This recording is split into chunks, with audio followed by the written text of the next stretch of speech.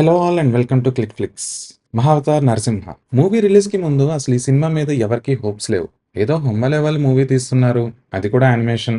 ఏముంటుందిలే అని చాలామంది సినిమాని పెద్దగా పట్టించుకోలేదు. సినిమాలో అంతా బొమ్మలతో ఉండేదే కదా! ఏదో టైమ్ పాస్‌కి ఓటీటీకి వచ్చాక చూద్దాంలే అని అనుకున్న వాళ్ళు చాలా మందే ఉన్నారు. కానీ ఇప్పుడు చూస్తే వీక్ డే అయినా కూడా హౌస్‌ఫుల్ బోర్డ్స్ పడుతున్నాయి.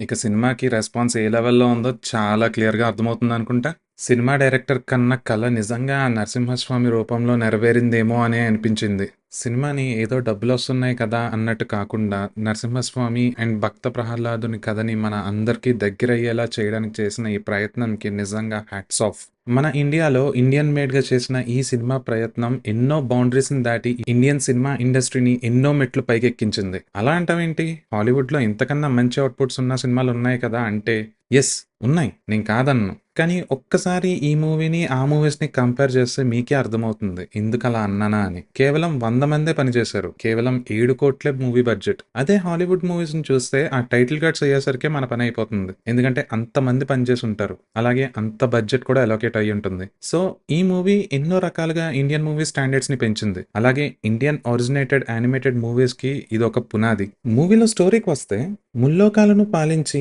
ఎదురులేని వాళ్ళలా మారాలనే పిచ్చి కోరికతో ఉన్న హిరణ్యాక్షుడు అండ్ హిరణ్యకశిపుడు అనే రాక్షసులకి శ్రీ మహావిష్ణువే వాళ్ళ దారికి ఎదురు అని తెలుసుకుంటారు. దాంతో హిరణ్యాక్షుడు భూమాతని అపహరించి శ్రీ మహావిష్ణువుని ఎదిరించడానికి సవాల్ విసురుతాడు. అందుకోసం శ్రీ మహావిష్ణువు శ్రీ వరాహస్వామి అవతారం ఎత్తి భూమిని కాపాడి హిరణ్యాక్షుడితో యుద్ధం చేసి అతనిని చంపేస్తాడు. అలా తన తమ్ముడైన హిరణ్యాక్షుణ్ణి వరాహ అవతారంలో శ్రీ మహావిష్ణువు చంపినందుకు హిరణ్యకశిపుడు ఘోర తపస్సు చేసి బ్రహ్మదేవుణ్ణి మెప్పించి ఒక అమరుడు అవ్వాలనే వరం పొందుతాడు. ఆ వరం ఏంటంటే ఏ మనిషి గాని, జంతువు గాని, ఇంటి లోపల గాని, ఇంటి బయట గాని, రాత్రి గాని, పగలు గాని, జీవితో గాని, అజీవితో గాని, భూమి మీద కానీ, ఆకాశంలో కానీ, ఏ అస్త్రంతో కానీ, శస్త్రంతో కానీ చంపబడకుండా ఉండేలా వరాన్ని కోరతాడు. తన తపస్సు వల్ల అన్ని లోకాలకు ఇబ్బంది అవ్వడం వల్ల దాన్ని ఆపడం కోసం బ్రహ్మ ఆ వరాన్ని ఇస్తాడు. అప్పటి నుంచి హిరణ్యకశిపుడు చేసే విధ్వంసం ముల్లోకాలను కుదిపివేస్తుంది. ఇంద్రుడితో సహా మిగిలిన దేవుళ్ళందరినీ ఎదిరించి తన బానిసల్లా చేసుకుంటాడు. ఎలా అయినా శ్రీ మహావిష్ణువు మీద పగ సాధించాలని వేచి ఉంటాడు. ఇంతలో హిరణ్యకశిపుడి సంతానం కలుగుతుంది. అతని పేరు ప్రహ్లాద. ప్రహ్లాదుడు శ్రీ మహావిష్ణువుకి పరమభక్తుడు. అది నచ్చని హిరణ్యకశిపుడు ప్రహ్లాదుడిని చంపడానికి అనేక ప్రయత్నాలు చేస్తాడు. కానీ ఆ శ్రీ మహావిష్ణువు ప్రహ్లాదుడిని ప్రతిసారి కాపాడుతూ ఉంటాడు.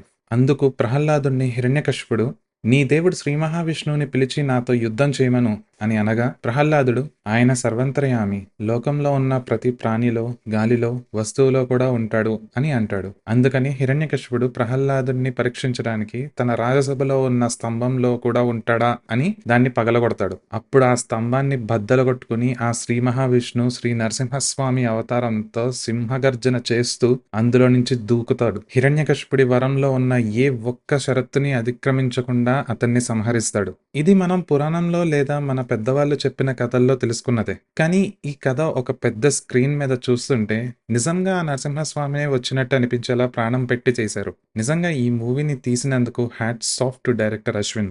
మూవీ స్టార్ట్ అయిన ఒక 10-15 మినిట్స్ వరకు ఏముందిలే అంతా నార్మలేగా, ఏదో బొమ్మల కథ చెప్పినట్టు ఉంటుందిలే అని అనిపిస్తుంది. ఆ తర్వాత నుంచి అసలు కథ మొదలవుతుంది. ప్రతి ఒక్కరూ కూడా ఎమోషనల్‌గా, డివోషనల్‌గా మూవీకి కనెక్ట్ అయ్యేలా అయిపోయారు. సినిమాలో ఏం ఫ్లాస్ లేవా అంటే ఉన్నాయి. ఎందుకు లేవు? కావాల్సినంత ఉన్నాయి. కానీ ఆ ఫ్లాస్ అన్నీ కూడా మనకి ఆ ఫస్ట్ 10 మినిట్స్‌లోనే కనిపిస్తాయి. విజువల్స్‌గా ఎక్కడా క్వాలిటీ తగ్గకుండా బాగా చూసుకున్నారు. అలానే ప్రతి ఒక్క ఫ్రేమ్‌లో కూడా ప్రాణం పెట్టి చేశారు. VFX, visuals and story telling అయితే చాలా బాగా వర్కౌట్ అయ్యాయి. మూవీ కన్నడ ఒరిజిన్ అయినప్పటికీ అస్సలు అలా అనిపించదు. ఫుల్‌గా కనెక్ట్ అయిపోతాం మూవీకి. ఈ సినిమాకి నేనిచ్చే రేటింగ్ 4.5 ఔట్ ఆఫ్ 5. యాక్చువల్‌గా అయితే 5 ఇచ్చేయొచ్చు. కానీ మూవీని అక్కడక్కడ ఉన్న చిన్న ఫ్లాస్ వల్ల 4.5 ఇస్తున్నా. ఇక పైన వచ్చే 'మహావతార్' యూనివర్స్‌కి ఇదొక గట్టి పునాది. ఇక ఫ్యూచర్‌లో వచ్చే మూవీస్‌లో ఈ చిన్న చిన్న ఫ్లాస్‌ని కూడా కరెక్ట్ చేసుకొని ఇంకా బాగా ప్రెజెంట్ చేస్తారని నమ్ముతున్నా. సో, ఇది గైస్ ఈ మూవీ మీద నా రివ్యూ. ఈ మూవీ గనక మీకు నచ్చినట్లయితే please like, share and subscribe చేయండి. అలానే మరిన్ని ఇలాంటి వీడియోస్ కోసం తప్పకుండా నా ఛానల్‌ని సబ్స్క్రైబ్ చేసుకోండి. See you in the next video. Thanks. జై హింద్.